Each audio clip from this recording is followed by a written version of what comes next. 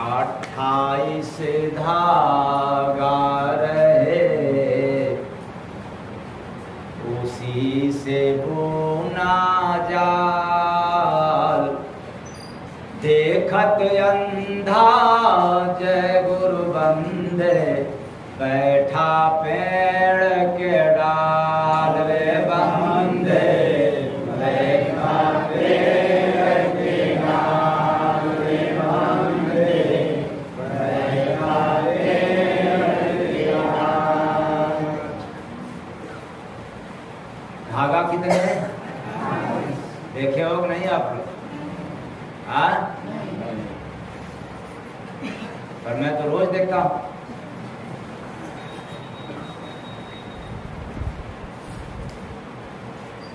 अट्ठाईस धागा रहे,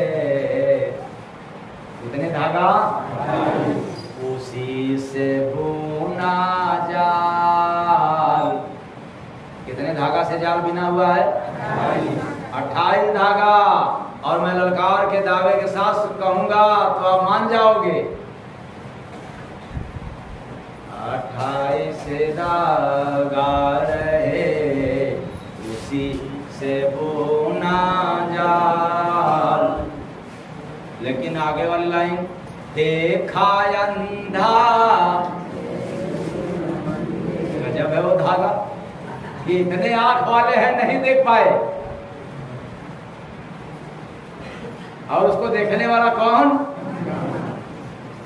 देखा अंधा जय गुरु बंदे, बैठा पेड़ के डाल रे बंदे, बैठा पेड़ के डाल रे बंदे, बैठा पेड़ के डाल। हाँ, अब वो डाल कौन है भाई? प्रेम रूपी पेड़ के विरक्ति रूपी डाल पर बैठ करके बड़े आराम से देख रहा है। डाल का नाम विरक्ति। जो संसार में विरक्त हो गया वही देख पाता है, और संसार में जितने आसक्त हैं वो कभी देख नहीं पाते। 28 धागा, 4 वेद, 6 शास्त्र, कितने हो गए? 18 पुराण, कितने हो गए? 28 धागा रहे।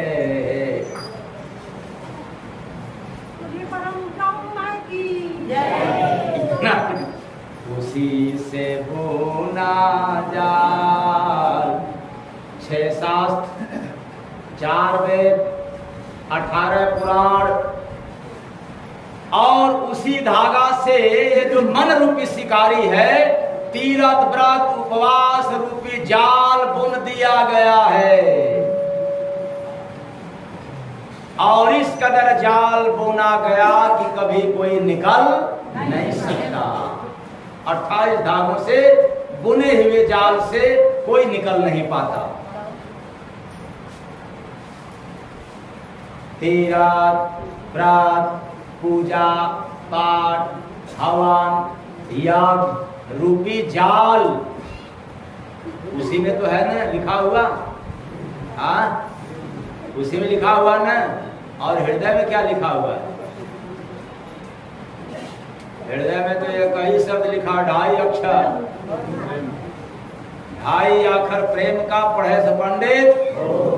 अरे ये वेद पुराण शास्त्र पढ़ने वाले और इसकी बात सुनाने वाले ये कभी पंडित नहीं हो सकते। ये ज्ञानी हो सकते हैं, शास्त्री हो सकते हैं, आचार्य हो सकते हैं, लेकिन कभी पंडित नहीं हो सकते।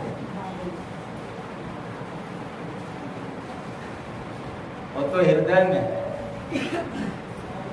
इस कदर 28 धागे का बुना हुआ जाल है।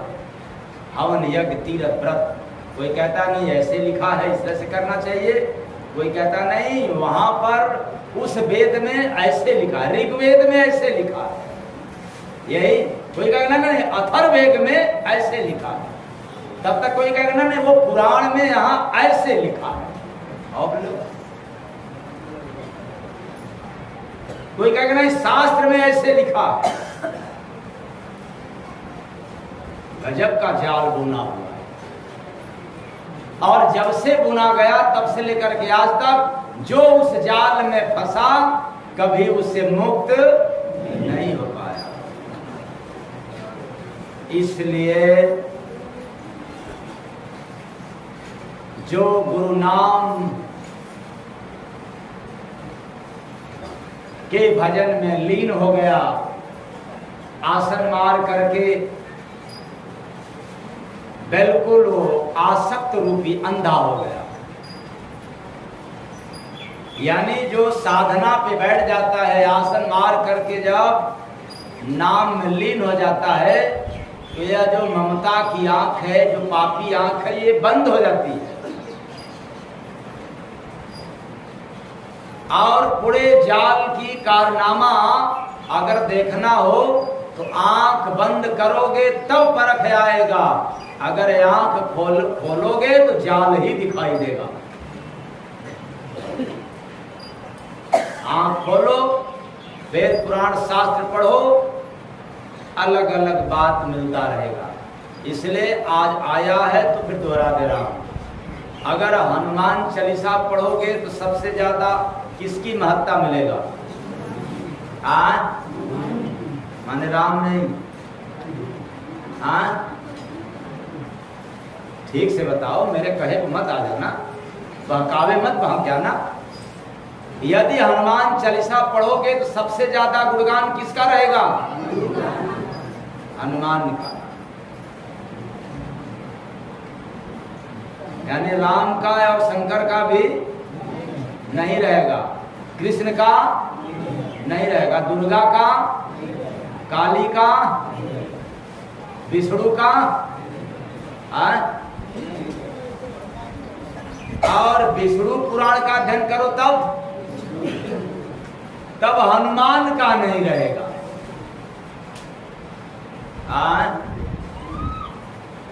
और रामचरित मानस पढ़ो तब,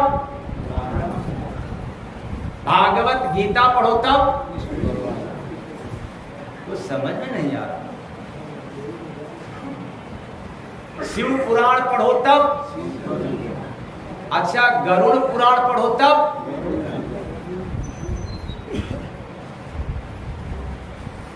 विंध्येश्वरी चालीसा पढ़ो तब,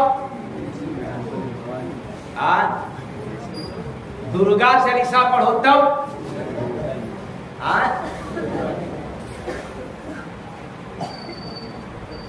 और सारे का निचोड़ निकालो तब,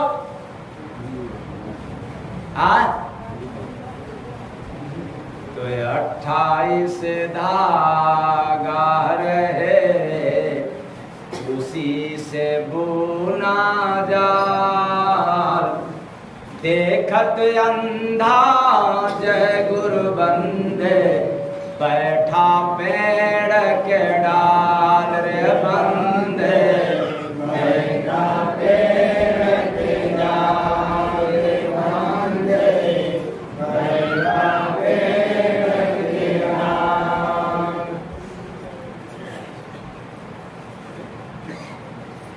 तो देखा मैं शमशान में दो मही मुर्दा खाए, देखा है सब देखा।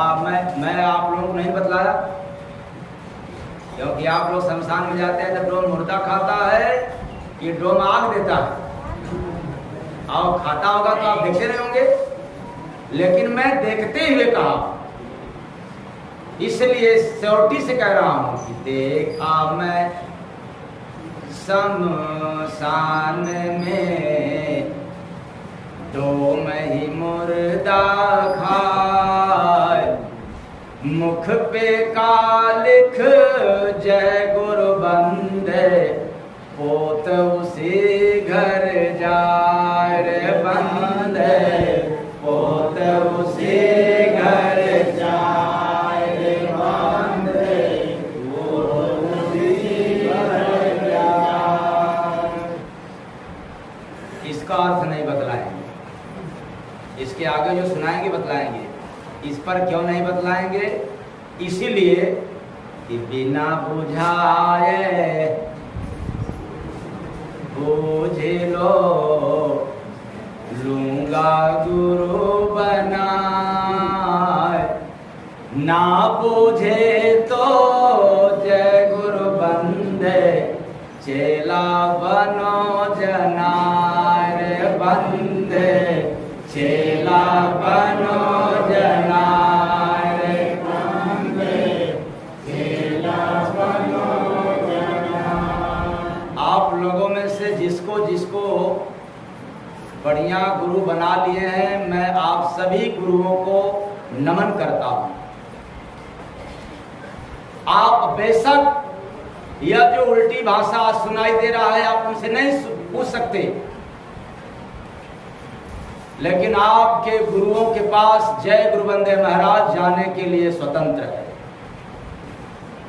आप अपने दरवाजे पर बुलाएंगे, हो सकता है कि समय न मिले, लेकिन अपने अपने गुरु के दरबार में ले जाने के लिए मेरे से कहो, मैं जाने को तैयार हूं और 1 रुपया फीस नहीं लूंगा। इसलिए चेला बनने के लिए क्या क्या करने के लिए चलेंगे वहां? चेला बनने के लिए कहा गया है, पानी पिए छान कर गुरु करे। आप लोग गुरु बनाए हो ना, इसलिए पहले आपके गुरु को भी हम जानना चाहेंगे। रामायण गीता वेद पुराण और शास्त्रों से नहीं जाना जा सकता है। अरे वह गुरु जो आत्मा का कल्याण करने वाला होगा, जो तारनतार करने वाला होगा, परमात्मा से मिलाने वाला होगा, मोक्ष देने वाला होगा, ऐसा कहने वाला गुरु होगा तो निश्चित है कि राम कृष्ण के विषय में जानता हो या नहीं जानता हो, लेकिन शरीर के भीतर का राज जरूर जानता हो।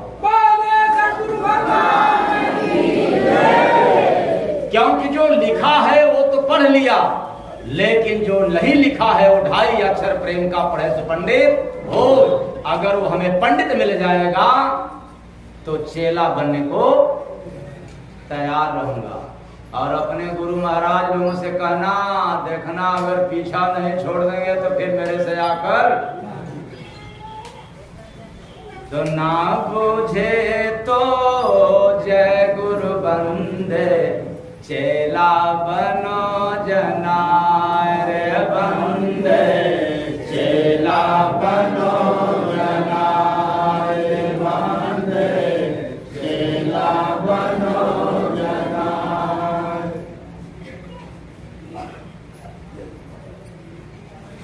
जय गुरु बंदे उल्टी बानी, जय गुरु बंदे उल्टी बानी, बिना बुझाए बुझ लो ज्ञानी, बिना बुझाए बुझ लो ज्ञानी। गुरु बना के पूजूंगा मैं दुनिया में दिन राती, उल्टी बात समझ ना आती, उल्टी बात समझ ना आती, उल्टी बात समझ ना आती। बिना बुझाए बुझ ले कोई, बिना बुझाए बुझ ले कोई, गुरु हमारा वहीं रे होई, गुरु हमारा वहीं रे होई। भाषा उल्टा जय गुरु बंदे सीधा है समझाया, और ऐसा दीप जलाया घर में, ऐसा दीप जलाया, ऐसा दीप जलाया घर में, ऐसा दीप जलाया। ये भाषा उल्टा है। उल्टी भाषा संतों की होती है। संत की भाषा अटपटी चटपट लखाना, कोई संतों की भाषा बड़ी उल्टी होती है। तो आप लोग क्या करते हो? राम को मरा कर दे तो उल्टी भाषा हो गया, यही ना? ये उल्टी भाषा नहीं, वो उल्टी भाषा जो उल्टा नाम जपत जग जाना, रामचरितमानस में जो प्रमाणित है कि उल्टा नाम जपत जग जाना, वाल्मीकि भय ब्रह्म समाना। वो जो ऊपर से नाम, जो ऊपर से धुन आ रहा है, बज रहा है त्रिपुटी में तुम्हारे पास, अगर उसको सुन लिया तो 2.5 आखर प्रेम का पढ़े सो पंडित, और वो जो नाम पकड़ लिया उसी को तो उल्टी भाषा आएगा, सुनने को पाएगा, और नहीं तो सीधा पढ़ पढ़ करके उल्लू सीधा, अंधा गुरु बहिरा चेला, मांगे गुड़ थमावे। इसलिए इसका अर्थ नहीं बतलाएंगे। इस अर्थ पर, इस उल्टी भाषा में मैंने कह दिया कि बिना बुझाए बुझ लो। ये नहीं बताया था लूंगा गुरु, इस उलट भाषी पर गुरु बनाने को तैयार हूं, इसलिए मैंने छोड़ दिया। फिर कभी इसको सुनाएंगे, इसका अर्थ बतलाएंगे। अब इसके आगे जो सुनाएंगे उसका अर्थ बतलाएंगे। वो क्या? दिया मैं जिनको एक फल, वापस किया सो चार। दिया मैं जिनको एक फल, वापस किया सो चार। रखा न कोई जय गुरु बंद, मिला सभा में सारे बंद, मिला सभा में सारे बंद, मिला सभा में सारे। अब इसका अर्थ बतलाएंगे। तो क्या सुनने को मिला? दिया मैं जिनको एक फल। संसार रूपी मैदान की बात हो रही है। ये मृतलोक की घटना है। देखने को मिलता है कि जिसको मैंने अपना एक दुखड़ा रूपी फल सुनाया, किसी को मैंने एक विपत्ति सुनाया, दुख सुनाया, यानी एक फल दिया। दिया मैं जिनको वापस किया। ए भाई साहब, 10-20 हजार की जरूरत है, हमको दे देना उधार। तो बदले में क्या करोगे? वो ऐसा भैया ना कि वो मेरे पास ऐसा हो गया है, वो ऐसा हो गया है, वो वैसा हो गया है। हमने सुनाया एक दुख, एक समस्या बताया, और बचने के लिए हमसे कितनी समस्या। तो दिया मैं जिनको एक फल, वापस किया सो चार। रखा न कोई जय गुरु बंद, मिला सभा में सारे बंद, मिला सभा में सारे बंद, मिला सभा में सारे। इसका मतलब क्या हुआ? रखा न कोई, मतलब मैंने अपने विपत्ति आपको दिया, आपने मेरे विपत्ति को रखा नहीं, बल्कि 4 और दे दिया हम ही को। पर संतों की सभा में, संतों के महफिल में इस फल का सार मिलता है। क्या मिलता है?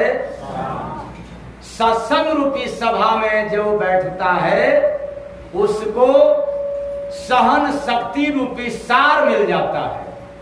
आपके पास जो विपत्ति आ जाती है, उस विपत्ति में घबराने की जरूरत नहीं होती।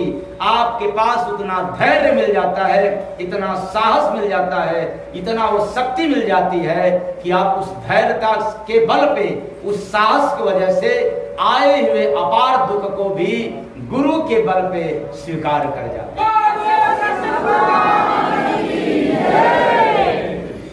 इसलिए वो सार मिलता है। बाकी लोगों को विपत्ति सुनाओगे तो हंस के मजाक उड़ा देंगे, कहोगे एक और दे देंगे। इसलिए आज से क्या कहोगे? अगर दुख कहना भी तो संसार में वेदों से, पुराणों से, शास्त्रों से छूट मिला है। उसी बात को मैं दोहरा दे रहा हूं कि संसार में केवल 3 ही लोगों से अपनी कठिन से कठिन समस्या सुना सकते हो। जिंदगी का जितना भी पाप है वह सुना सकते हो केवल 3 लोगों से, और ये तीनों लोग तुम्हें उठा लेंगे, बचा लेंगे, संभाल लेंगे, और तीनों के अलावा किसी से सुनाया तो ठुकरा देंगे, मजाक उड़ाएंगे। पहला माता, दूसरा पिता, और तीसरा गुरु। आप दुष्कर्म भी किए हो, पाप भी किए हो, अगर माता पिता से बताओगे तो बचा लेंगे, आप गुरु से बताओगे तो तुम्हें संभाल लेंगे, लेकिन संसार वालों से बचाओगे तो चुटकी बजा करके मजाक। लेकिन हम लोग क्या करते हैं? जैसे आज भी समस्या सुनाने के लिए लोग ऊपर गए थे, और पता है क्यों नहीं सुना?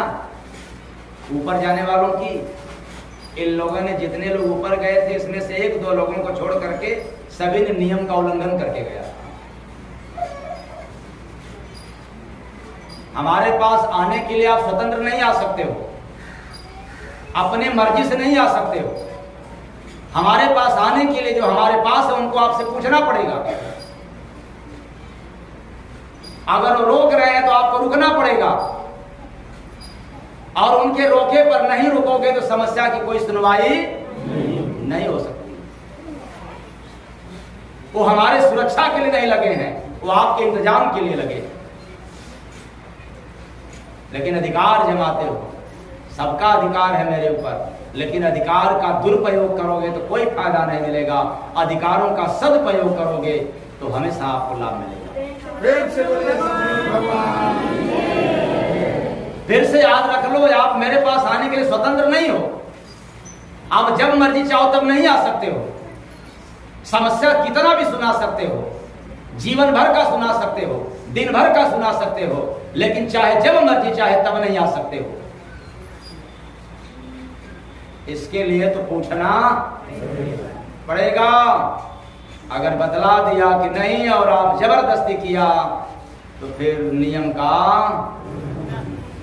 फायदे से आप कल आओ मेरे पास, न आओ इसका कोई गम जय गुरु बंदे महाराज को नहीं है, क्योंकि आपके पैसे से मुझे आदत तो है नहीं मांगने की, भीख मांगने की। या आप कल मेरे पास नहीं आओगे तो पैसा नहीं मिलेगा हमको। वो तो उस महात्मा को डर है, उस गुरु को डर है कि कल नहीं आओगे तो हमारे भिक्षा में या हमारे दक्षिणा में, हमारे दान में कमी आ जाएगा। इसका कोई गम नहीं है। लेकिन नियमानुसार आओगे तो आपसे बातें भी होगी और मुलाकातें भी होगी, और जितना हो सकेगा आपकी समस्या का निदान भी होगा।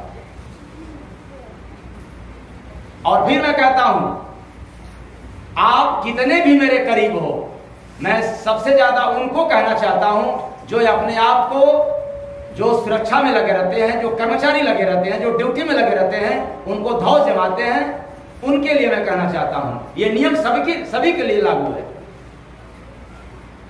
वो चाहे आश्रम के पदाधिकारी हो या बिना पदाधिकारी हो, उन सबके ऊपर लागू है। अगर आप इस नियम का पालन नहीं कर सकते तो फिर मेरे पास आने से लिए आपको वंचित होना पड़ेगा। इसलिए ऊपर जाने वालों को मैंने देखा, लाइन लगाए हुए हैं और चल दिया नीचे।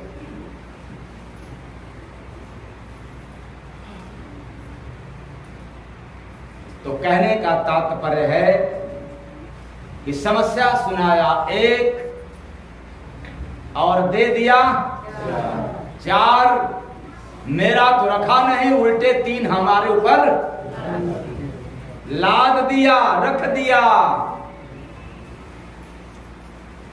और जब हम सत्संग सुनेंगे, सत्संग रूपी महफिल में बैठेंगे, तब जाकर के हमें सार मिलेगा इसका कि देखो इस संसार में किसी को पावर नहीं है आपके विपत्ति को ले लेने की। अगर क्षमता है तो गिरी बदरिया पाप की बरस रही अंगार, असंतन होते संसार में जगत में तो जल मरता संसार। ये किसको अधिकार है? किसको है?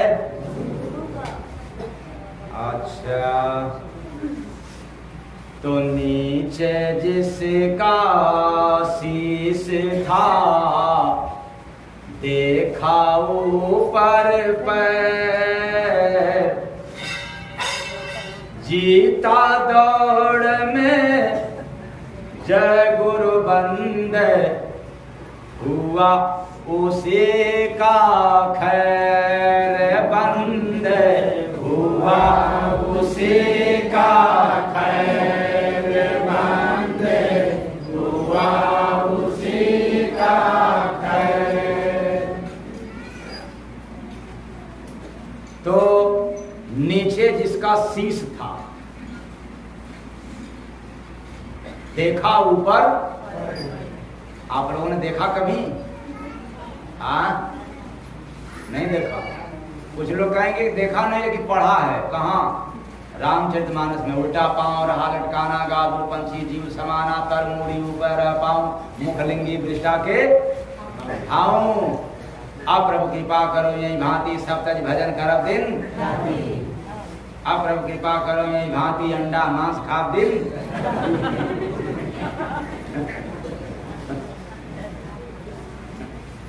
ये तो पढ़ा था, लेकिन वो पढ़ाई से भी अलग है ये। वो कैसे?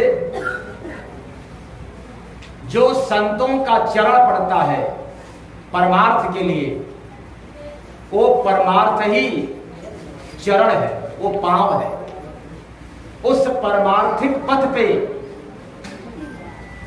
चलने वाले संत फकीरों के लिए, जिस साधक, जिस इंसान के लिए दीनता, क्या दीनता, खिन्नता नहीं, बात समझा रहा है नहीं? दीन भाव। अगर दीनता का भाव हो जाए तो समझ लेना कि उस सगुरा रूपी साधक का जो दीन भाव हो जाता है वो नीचे हो जाता है। दीन दर्शाता है कि आप झुके हुए हो, और अहंकार दर्शाता है कि आप बड़े तो नहीं हो लेकिन आखड़े हो, मतलब अहंकारी हो। झुकने वाले हो तो दीन हो। इसलिए उस दीन भाव से जो समर्पण हो जाता है तो समर्पण ही शीश होता है। इसलिए कबीर साहब ने क्या कहा है? शीश दिए जो गुरु मिले। समर्पण हो जाए, अपने अभिमान, अहंकार, जाति, मजहब को त्याग कर किसी गुरु के चरण पर यदि झुक जाए और उस पर भी गुरु स्वीकार कर जाए, मेरे झुकने पर, मेरे झुकते हुए भाव को यदि स्वीकार कर जाए, तो भी समझ लेना कि सस्ता जान शीश दिए जो गुरु मिले। वो अपना बना लिया, कह लिया कि नहीं तो मेरा चेला हो गया, तो सस्ता जान लेना, क्योंकि ऐसे जल्दी लोग कहते नहीं है। अगर शीश झुकाने से चेला बन जाते तो फिर राम राम जपना, पराया माल, हाँ उधर कहते रहो, इधर आकर के शीश झुका लो, और गुरु हमारे जैसा अंधा व्यक्ति होगा तो कह देगा कि बस बस बस अब तुम चेला हो गए। यही ना? गड़बड़ हो जाएगा। समर्पण रूपी भाव, समर्पण रूपी शीश,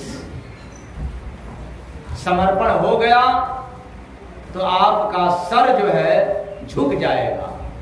समर्पण नहीं हुआ तो आपका शीश झुका नहीं है। और परख रूपी पैर, जब आपके अंदर दीनता भाव आ जाए, समर्पण की भाव आ जाए, तो आपके अंदर पहचान बढ़ जाएगा, परख बढ़ जाएगा। जिस जमाने में रह रहे हो, जिस संसार में जी रहे हो, इसमें भी आप पहचान जाओगे कि अब मुझे भक्ति रूपी पथ पे पांव रखना है या आसक्ति रूपी पथ पे पांव रखना है। इसलिए फिर पहुंचे हम लोग अब कहां? फर्क आ गया ना, यानी समझ और आत्मा के मित्र कितने? दो। फर्क यानी समझ और समझ और तो भीतर तुझे मिलेंगे राम, नाम भज ले गुरु का वो धन लाएगा, कोई चोर न उसको चुरा पाएगा, कोई चोर न उसको चुरा पाएगा, कोई चोर उसको। तब जब समय और समझ दोनों एक साथ मिल जाए, तब ये पास्ता खाने वालों के लिए, मोमो खाने वालों के लिए, कुरकुरे बर्गरे खाने वालों के लिए, रात रात में मोबाइल देखने वालों के लिए क्या समझ है? समय है, रात रात भर दिन भर पढ़ रहे हैं मोबाइल, अंग संग लिए पड़े हैं, लेकिन इनके पास अकल नहीं है कि हमारा जो खोपड़ी है, जो ब्रेन है, ये शिथिल हो रहा है, ये जो हमारी आंख है ये कमजोर हो रहा है, ये जो मेरा हार्ट है यह भी क्या हो रहा है भाई? कमजोर हो रहा है और पूरे बॉडी का ताकत क्षीण हो रहा है। इसलिए मैं दावे के साथ कहता हूं, आप लोग कभी भी अंदाज कर सकते हो, जो व्यक्ति के पास मोबाइल है हाथ में, उसकी एक बल यानी एक ताकत, जो आपके पास ताकत है, एक बराबर ताकत दे करके उसकी हाथ को खींचे, और जब उसकी हाथ को खींचेंगे, हाथ में मोबाइल है, देखिए वो कितना डगमगाता है। उसके बाद फिर मोबाइल उससे हाथ से निकाल दीजिए और फिर उसी ताकत से, उतने ही ताकत से, ज्यादा मत करना, कम भी मत करना, उसी ताकत से फिर उसका हाथ पकड़ करके खींचो, वो डगमगाएगा, अभी तो कम डगमगाएगा, या तो डगमगाना बंद हो जाएगा, संभाल लेगा। यानी आप हाथ में जो मोबाइल लेते हो, पॉकेट में रखे रहते हो, इससे आपका ताकत छीड़ रहता है। आपको जब चाहे कोई हाथ पकड़ करके खींच लेगा और आप गिर जाओगे, और मोबाइल ना हाथ में रहे तो आप कोई आदमी अगर खींचेगा एक बार तो आप समझ सकते हो। इसका उदाहरण है, आप अपने अपने घर जाकर के देख लेना, प्रैक्टिस कर लेना। ताकत कमजोर करता है। इसलिए क्या करना चाहिए? पढ़ते समय पढ़ लेना चाहिए और सोते समय अपने बिस्तर से, लेकिन किया क्या जाए, समझ नहीं है, सिधाने रहेगा। कभी कभी डेमो देख लेना आप लोग, वो जो पहनाते हैं ना कलाई में, क्या कहते हैं उनको? हाँ, मैग्नेट, ब्रासलेट, जो बीपी को और हार्ट को थोड़ा मेंटेन करता है। क्यों? वो रेडिएशन को भी दूर करता है। आप देखे होंगे जापानी चश्मा, जापानी टेक्नोलॉजी जो चश्मा लगाते हैं, वो जब आंख पर लगाते हैं तो जो बाहर से फोकस आता है, जो लाइट आता है, चमक आता है, वो क्या हो जाता है? वापस हो जाता है। इसलिए मोबाइल में देखोगे उसे, टीवी में देखोगे तो वो वापस हो जाएगा। लेकिन जो अपने इंडिया के चश्मा लगाओगे तो जितने देखोगे उतने आपके चश्मा से भी भीतर जाकर के साइड इफेक्ट करेगा। तो इसका कार्ड तो आप लोगों के पास है नहीं, इसलिए आज के नवयुवकों को मैं चेतावनी देना चाहता हूं कि इनका कब जवानी समझ में आएगा, चाहे लड़के हों या लड़कियां, ये कब जवान होंगे और कब वृद्ध हो जाएंगे, नो गारंटी।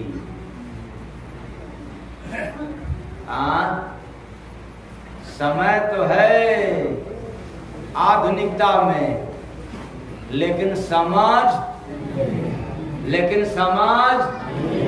और समय और समझ दोनों एक साथ हो जाए तो आप मोबाइल से भी सुख पा सकते हो, टीवी से भी सुख पा सकते हो, बीवी से भी सुख पा सकते हो, और संपत्ति से भी सुख पा सकते हो।